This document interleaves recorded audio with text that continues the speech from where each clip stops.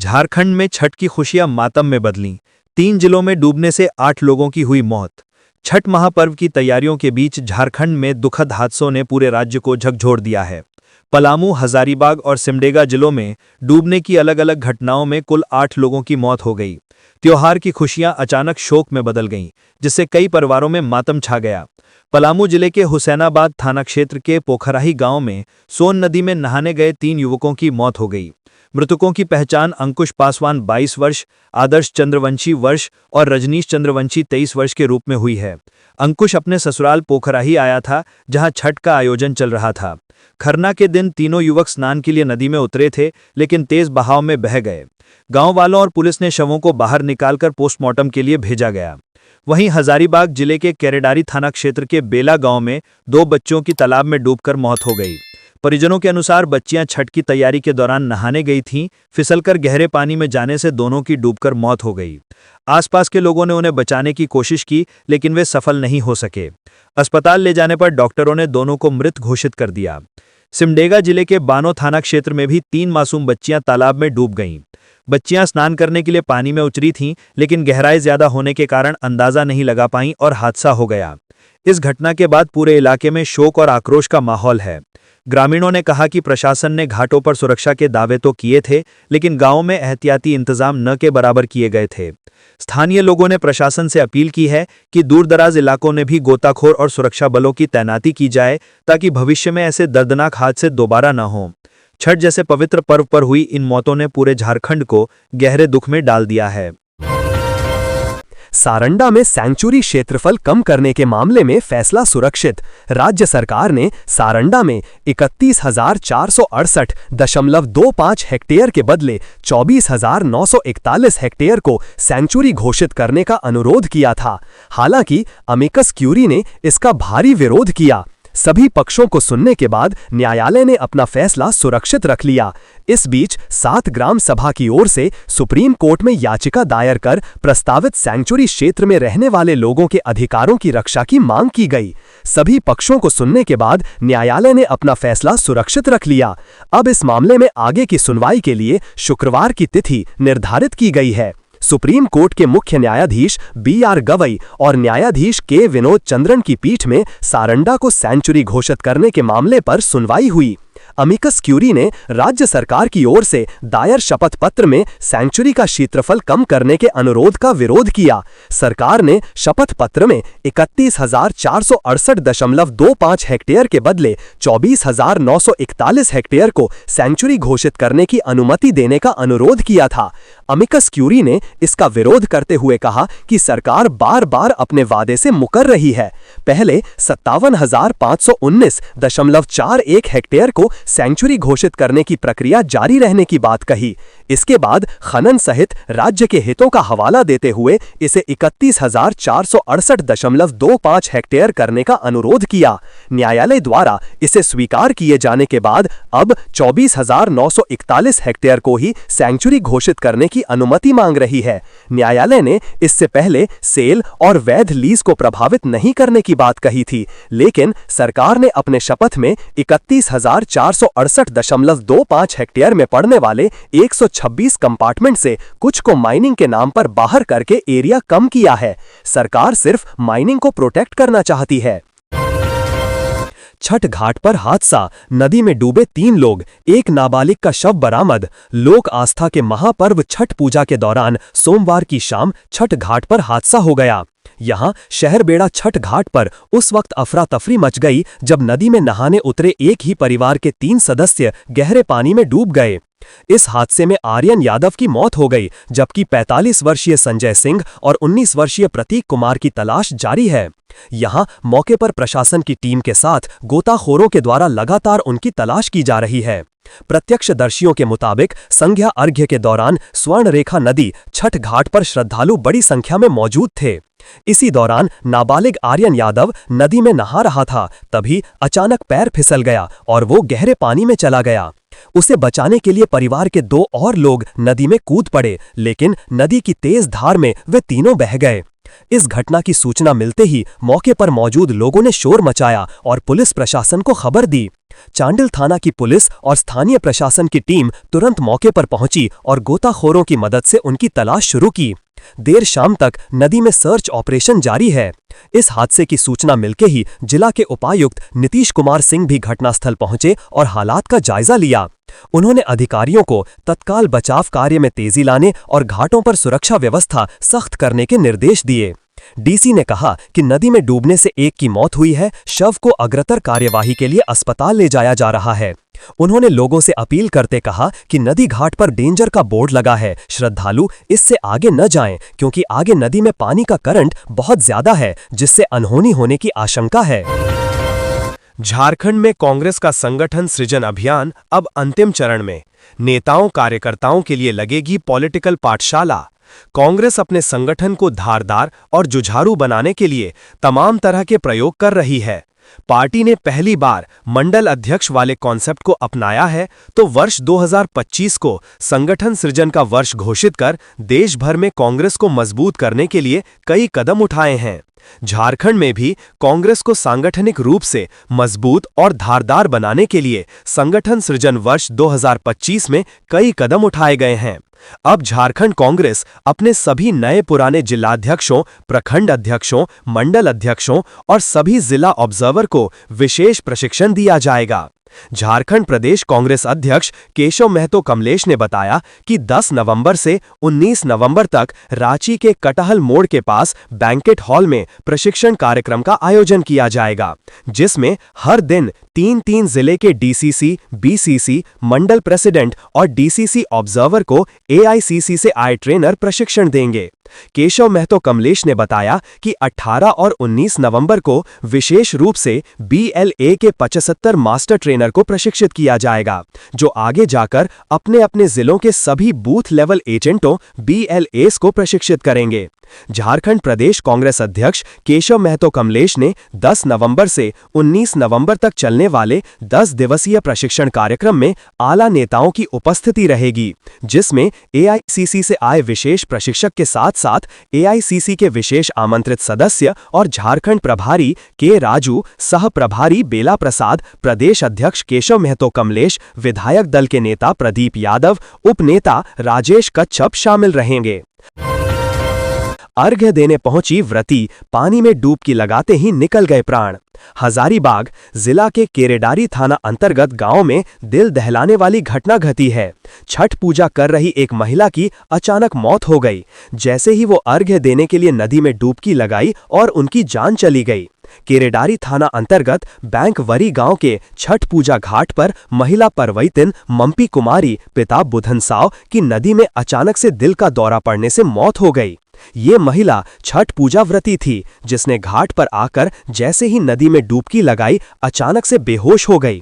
इसके बाद तत्काल एम्बुलेंस से उन्हें अस्पताल ले जाया गया, परंतु बचाया नहीं जा सका। महिला की मौत की सूचना से लोग स्तब्ध हो गए। छठ व्रती की मौत से लोगों में शोक की लहर फैल गई।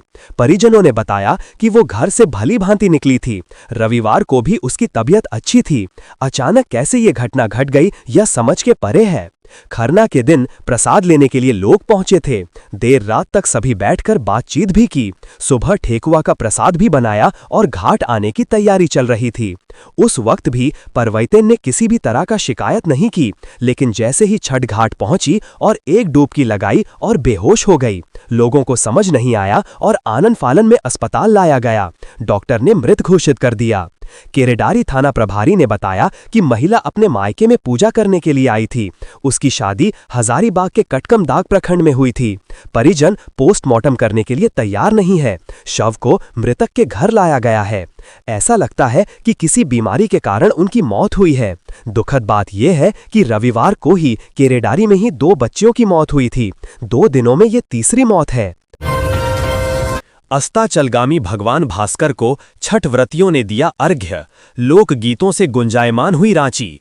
लोक आस्था के महापर्व छठ पूजा के 4 दिवसीय अनुष्ठान के तीसरे दिन आज छठ व्रतियों ने राजधानी रांची के विभिन्न जलाशयों, डैम, तालाबों और स्वर्ण रेखा नदी के तटों पर अस्ताचलगामी सूर्य भगवान भास्कर को अर्घ्य दिया।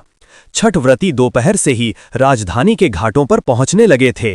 परंपरागत रूप से छठ व्रती केले, नारियल, घाघरा नींबू और अन्य मौसमी फल, कच्ची हल्दी आदि, मूली और घर पर बने महाप्रसाद को सजाकर जलाशयों पर पहुंचे और अस्ताचलगामी सूर्य को अर्घ्य देकर पूजा की। सोमवार को अस्ताचलगामी सूर्य की पूजा करने के बाद आज मंगलवार की सुबह छठ व्रती उगते हुए भगवान भास्कर को अर्घ्य देकर भगवान भास्कर की पूजा करेंगे। मौसम विज्ञान केंद्र रांची द्वारा दी गई जानकारी के अनुसार मंगलवार सुबह राजधानी रांची में सूर्योदय का समय 5:52 है।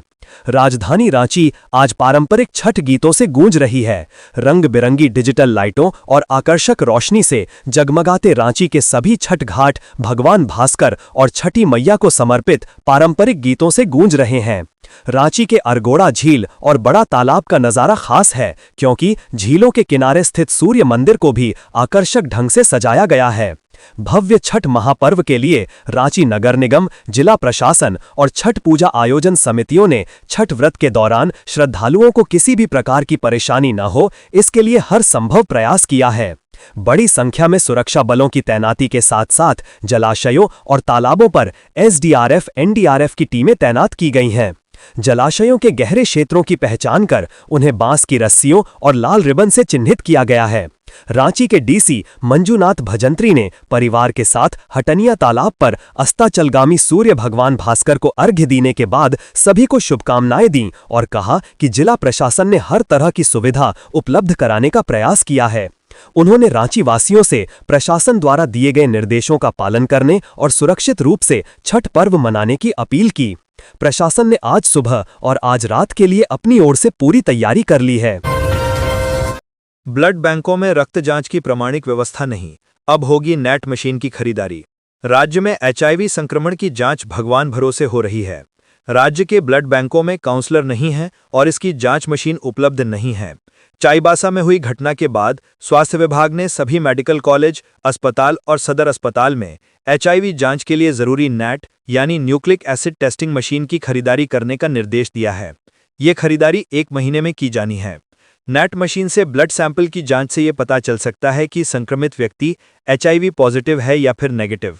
इससे एड्स पीड़ितों में एचआईवी संक्रमण की गंभीरता की मात्रात्मक जानकारी मिलती है।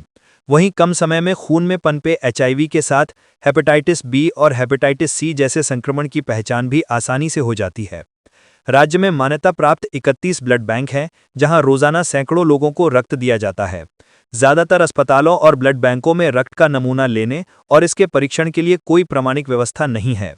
राज्य के निचले क्रम के अस्पतालों में रैपिड किट और जिला अस्पतालों में एलाइजा टेस्ट किया जाता है। वहीं रांची सदर अस्पताल में इसकी जांच कैम्योलुसेंस मशीन से की जाती है। हालांकि वह सभी ब्लड सैंपल को दोबारा जांच के लिए रिम्स के माइक्रोलॉजी विभाग के रैट मशीन में ही भेजता है। धनबाद में अंतर्राज्यीय गिरोह के 2 सदस्य डकैती की योजना बनाते गिरफ्तार, हथियार भी बरामद। धनबाद पुलिस ने डकैती की बड़ी साजिश को नाकाम कर दिया है। बैंक मोड़ थाना क्षेत्र से डकैती की योजना बना रहे अंतर्राज्यीय गिरोह के 2 शातिर अपराधियों को गिरफ्तार किया गया है। इस बात की जानकारी DSP law and order Naushad Alam ने बैंक मोड़ थाना परिसर में आयोजित एक प्रेस वार्ता में दी। उन्होंने बताया कि गिरफ्तार अपराधियों के पास से हथियार भी बरामद किए गए हैं। दोनों आरोपी बिहार के पूर्वी चंपारण, मोतिहारी जिले के रहने वाले हैं और झारखंड, बिहार के कई जिलों में आपराधिक वारदातों को अंजाम देने में सक्रिय रहे हैं। नौशाद आलम ने बताया कि त्योहारों के मद्देनजर शहर में सुरक्षा और जांच को लेकर विशेष अभियान चलाया जा रहा है। इसी अभियान के तहत पुलिस टीम ने बैंक मोड़ क्षेत्र में गश्त के दौरान संदिग्ध अवस्था में एक बाइक पर सवार 2 युवकों को रोका। पूछताछ में आरोपियों ने अपना नाम दिलीप यादव और अजय कुमार बताया। पुलिस ने दोनों की तलाश ली तो उनके पास से एक देसी कट्टा, अवैध पिस्तौल, 2 जिंदा कारतूस, एक फर्जी नंबर प्लेट लगी मोटरसाइकिल और 2 मोबाइल फोन बरामद की गई। प्रारंभिक जांच में खुलासा हुआ कि दोनों अपराधी मोतिहारी के एक पुराने डकैती कांड में जेल भी जा चुके हैं। पूछताछ में दोनों ने स्वीकार किया है कि वे पिछले कुछ दिनों से धनबाद में कई बड़ी आभूषण दुकानों, ज्वेलरी शॉप्स की रेकी कर रहे थे और दिवाली, छठ जैसे बड़े त्योहारों के दौरान किसी बड़ी डकैती की योजना को अंतिम रूप देने वाले थे। डीएसपी नौशाद आलम ने कहा कि इनकी गिरफ्तारी से धनबाद में एक संभावित बड़ी आपराधिक वारदात टल गई है। पुलिस अब गिरोह के नेटवर्क को खंगाल रही है। आरोपियों के मोबाइल फोन और संपर्क सूचनों की जांच की जा रही है ताकि गिरोह के अन्य सदस्यों और उनके ठिकानों का पता लगाया जा सके। छठ को लेकर जिला प्रशासन की तैयारी, जलाशयों में तैयार है एनडीआरएफ की टीम। इस वर्ष भारी बारिश को देखते हुए जिला प्रशासन हजारीबाग में विभिन्न जलाशयों में विशेष इंतजाम किया है। पहली बार छठ के दौरान एनडीआरएफ की टीम और गोताखोरों को विभिन्न जल स्रोतों में तैनात किया गया है।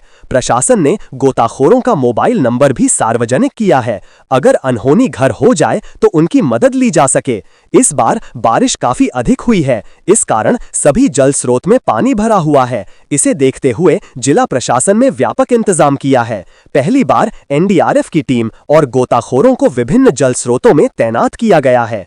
एनडीआरएफ की टीम अपनी पूरी तैयारी के साथ हजारीबाग के विभिन्न जल स्रोतों पर देख भी रहे हैं।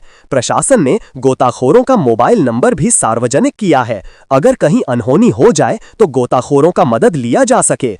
पहले और दूसरे अर्घ्य के दौरान गोताखोर और एनडीआरएफ की टीम सक्रिय रहेगी। शहर में लगभग 10 चिन्हित पार्किंग स्थल बनाए गए हैं और कुछ गाइडलाइन भी जिला प्रशासन के द्वारा जारी किया गया है, जिसके तहत भीड़-भाड़ वाले क्षेत्रों में आतिशबाजियां नहीं करने की अपील की गई है। अफवाहों पर ध्यान नहीं देने की बात कही गई है। हजारीबाग सदर एसडीपीओ अमित आनंद ने जानकारी देते हुए बताया कि छठ महापर्व को देखते हुए जिला प्रशासन ने अपनी तैयारियां पूर्ण कर ली है।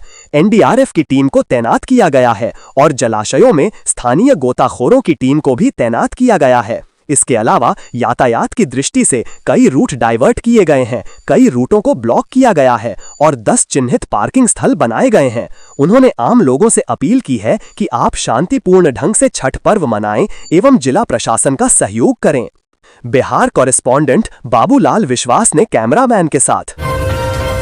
बेरोजगार युवाओं के लिए खुशखबरी, झारखंड पुलिस में 23,000 पदों पर आने वाली है वैकेंसी। झारखंड पुलिस में कुल 82,277 पदों में से वर्तमान में 23,673 पद खाली है। यह रिक्तियां पुलिस के चतुर्थ वर्गीय कर्मचारी से इंस्पेक्टर पद तक की है। राज्य सरकार के मुताबिक सीधी भर्ती और प्रोन्नति के जरिए ये रिक्तियां भरी जानी है। पुलिस में चतुर्थ वर्गीय आरक्षी और दरोगा के तौर पर सीधी बहाली होती है। वहीं आरक्षी से जमादार, जमादार से दरोगा और इंस्पेक्टर के रिक्त पद प्रोन्नति से भरे जाते हैं। इन खाली पदों पर नियुक्ति के लिए सरकार जल्द विभागों को अधियाचना भेजेगी। पुलिस व समकक्ष पदों पर एक साथ होगी बहाली। राज्य सरकार ने झारखंड पुलिस में आरक्षी व आरक्षी के सभी समकक्ष पदों मसलन उत्पाद सिपाही, कक्षपाल, वनरक्षी, होमगार्ड में आरक्षी के पदों पर संयुक्त भर्ती प्रक्रिया में संशोधन कर नए संयुक्त भर्ती नियमावली 2025 का गठन किया है।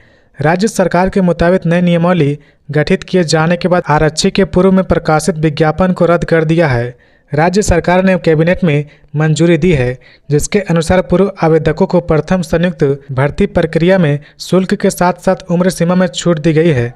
आरक्षी व समकक्ष पदों पर रिक्तियों को भरने के लिए राज्य सरकार अब अधियाचना भेजेगी। यह विषय अभी प्रक्रियाधीन है। हालांकि झारखंड उत्पाद सिपाही प्रतियोगिता परीक्षा 2023 में लिखित परीक्षा का आयोजन होना है। इस परीक्षा प्रक्रिया में पूरी होने के बाद ही रिक्तियों को नए संयुक्त भर्ती नियमावली के जरिए ही भरा जाएगा। झारखंड में आईपीएस से लेकर सिपाही स्तर के पुलिस कर्मियों में बढ़ा रील बनाने का क्रेज। डिजिटल युग में सोशल मीडिया एक शक्तिशाली माध्यम बन चुका है, जहां आम लोग से लेकर अफसर तक अपनी मौजूदगी दर्ज कराने की होड़ में लगे हैं। झारखंड में भी पुलिस महकमे में सोशल मीडिया रील बनाने का चलन तेजी से बढ़ रहा है। आईपीएस, एएसपी, डीएसपी, दरोगा से लेकर सिपाही स्तर तक के कर्मी पुलिस की वर्दी में रील्स बनाकर इंस्टाग्राम और अन्य सोशल मीडिया प्लेटफॉर्म पर पोस्ट कर रहे हैं। अक्सर ये रील काम करने की जगह यानी थाने या फील्ड ड्यूटी के दौरान ही शूट की जाती है, जिससे न सिर्फ वर्दी की मर्यादा बल्कि पुलिस की पेशेवर छवि पर भी सवाल उठने लगे हैं। देश के कई राज्यों में पुलिस विभाग ने अपने कर्मियों के लिए सोशल सोशल मीडिया पॉलिसी बनाई है ताकि वर्दीधारी कर्मियों के द्वारा सोशल मीडिया के अनुचित उपयोग को रोका जा सके।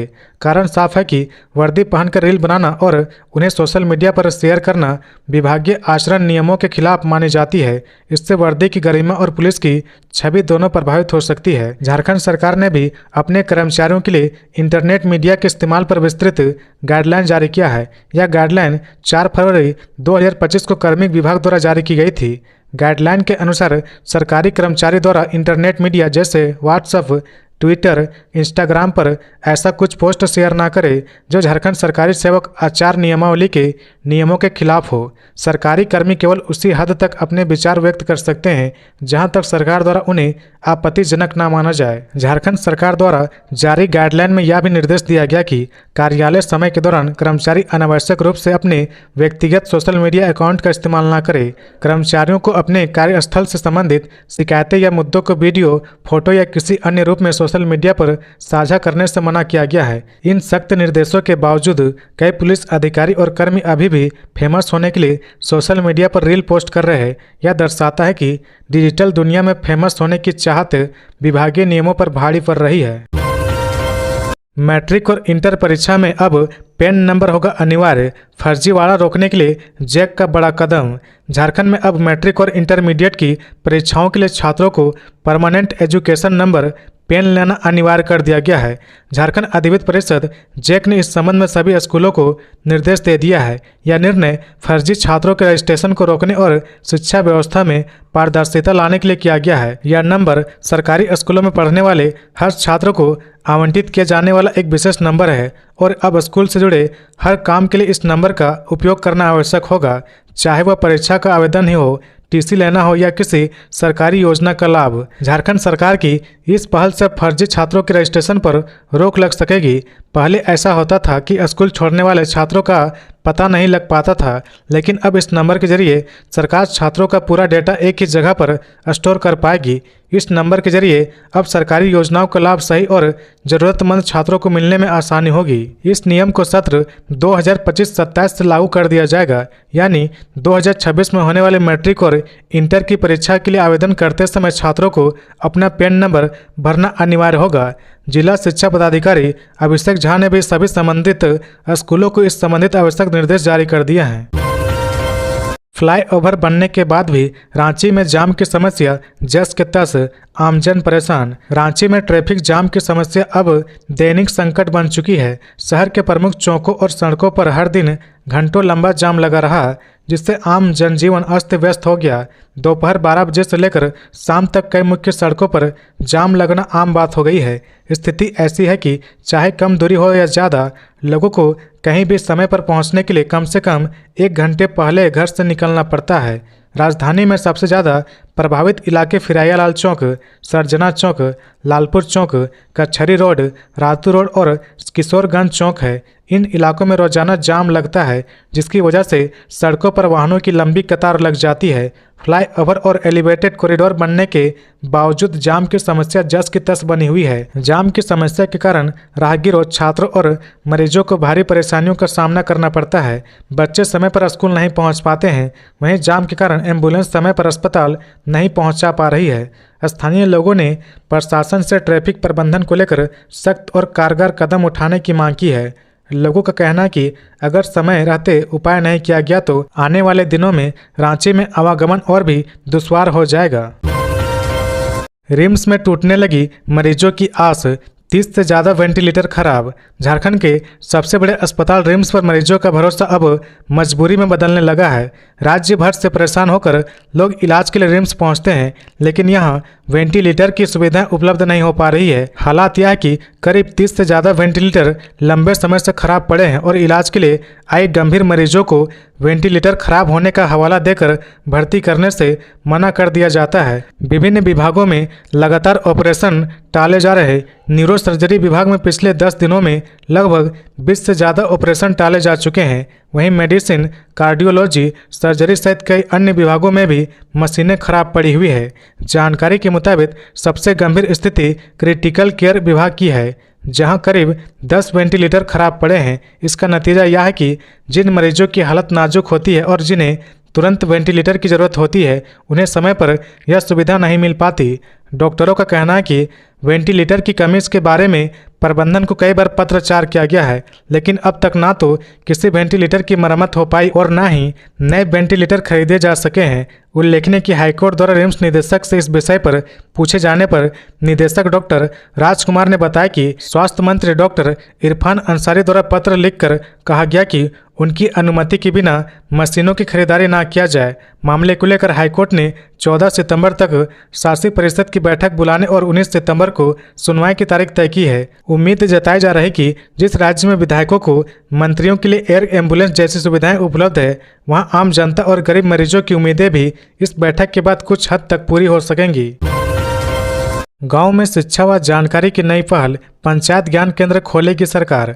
झारखंड सरकार अब ग्रामीण क्षेत्रों में शिक्षा और जानकारी के स्तर को बेहतर बनाने के लिए बड़ी पहल करने जा रही। राज्य के 999 पंचायतों में लगभग 45 करोड़ रुपए की लागत से पंचायत ज्ञान केंद्र स्थापित किए जाएंगे। इसके लिए विभागीय स्तर पर सारी तैयारियां पूरी कर ली गई है। ज्ञान केंद्र न केवल सरकारी योजनाओं की जानकारी और शिकायतों के समाधान के माध्यम होंगे, बल्कि ग्रामीण युवाओं को प्रतियोगिता परीक्षाओं की तैयारी, ई लर्निंग और पुस्तकालय की सुविधा भी मिलेगी। पंचायती राज विभाग के मुताबिक इस योजना की शुरुआत 2022-23 में हुई थी। पहले साल 500 पंचायतों में केंद्र खोले गए। इसके बाद 2023-24 में 1000, 2024-25 में 998, 2025-26 में 999 और 2026-27 में शेष पंचायतों में इन्हें स्थापित किया जाएगा। पंचायत ज्ञान केंद्र का मुख्य उद्देश्य ग्रामीण समाज के पठन पाठन और स्व शिक्षा की प्रवृत्ति को बढ़ावा देना है। यह केंद्र सरकारी योजनाओं की सही जानकारी उपलब्ध कराएंगे, साथ ही ऑनलाइन शिक्षा और डिजिटल संसाधनों से जोड़ेंगे। ग्रामीण समुदाय के लिए सामाजिक, शैक्षणिक और सांस्कृतिक केंद्र के रूप में काम करेंगे। इन केंद्रों के माध्यम से पंचायत प्रतिनिधि, किसान, महिलाएं और युवा सप्ताह के 7 दिन प्रशिक्षण व शिक्षा ले सकेंगे। साथ ही सरकारी योजनाओं का प्रचार प्रसार, क्षमता निर्माण और जन जागरूकता कार्यक्रम, बाजार की जानकारी और ग्रामीण उद्यमियों व स्व सहायता समूह के लिए आय के अवसर भी उपलब्ध कराए जाएंगे। देवघर पुलिस को सफलता, बैंक डकैती कांड का खुलासा, बिहार से अपराधियों का कनेक्शन। देवघर जिला पुलिस ने एक बार फिर साबित कर दिया कि अपराध चाहे कितना भी संगठित क्यों ना हो, कानून की पकड़ से कोई नहीं बच सकता। मधुपुर थाना क्षेत्र स्थित HDFC बैंक में हुई सनसनीखेज डकैती का पुलिस ने खुलासा कर दिया है। पुलिस कप्तान सौरभ कुमार के निर्देशन में हुई इस कार्रवाई ने अपराधियों की कमर तोड़ दी। बीते 22 सितंबर की दोपहर करीब 12:30 बजे दिन दहाड़े बैंक में घुसे नकाबपोश अपराधियों ने हथियार के बल पर लाखों रुपए लूट लिए थे। इस घटना के बाद पूरा जिला सख्ते में था, लेकिन SP सौरभ के निगरानी में बनी देवघर, सारठ और मधुपुर के SDPO की 4 विशेष टीमों ने अपराधियों के खिलाफ जबरदस्त अभियान छेड़ दिया। इन टीमों ने न सिर्फ झारखंड बल्कि पड़ोसी राज्यों तक अपनी छानबीन का दायरा फैलाया। हफ्तों की लगातार छापेमारी और खुफिया निगरानी के बाद आखिरकार पुलिस को बड़ी सफलता मिली। इस डकैती के मामले में शामिल कुल 11 शातिर अपराधियों को दबोच लिया गया है। गिरफ्तार अपराधियों के पास से पुलिस ने भारी मात्रा में सामान बरामद किया है। पूरी घटना में उपयोग किए गए एक नकाब, एक देसी पिस्तौल और 7.65 mm की जिंदा गोली, 2 ATM कार्ड, 5,50,000 नकद, एक 4 पहिया वाहन और 10 मोबाइल फोन पाए गए हैं, जिसे पुलिस ने जांच के लिए अपने कब्जे में ले लिया। देवघर SP सौरभ कुमार ने बताया कि यह डकैती पूरी योजना के साथ अंजाम दी गई थी, लेकिन पुलिस की रणनीतिक कार्यवाही से पूरे गिरोह को धर दबोचा गया। उन्होंने कहा कि पूछताछ के बाद और भी खुलासे की उम्मीद है, क्योंकि गिरोह के तार अन्य जिलों से भी जुड़े हो सकते हैं। देवघर पुलिस की इस सफलता ने न केवल अपराधियों में खौफ पैदा किया है, बल्कि जिले की जनता में भरोसे की नई लौ भी जलाई है। मधुपुर बैंक लूटकांड का ये पर्दाफाश पुलिस की सूझबूझ, रणनीति और जुझारूपन का जीवंत उदाहरण है।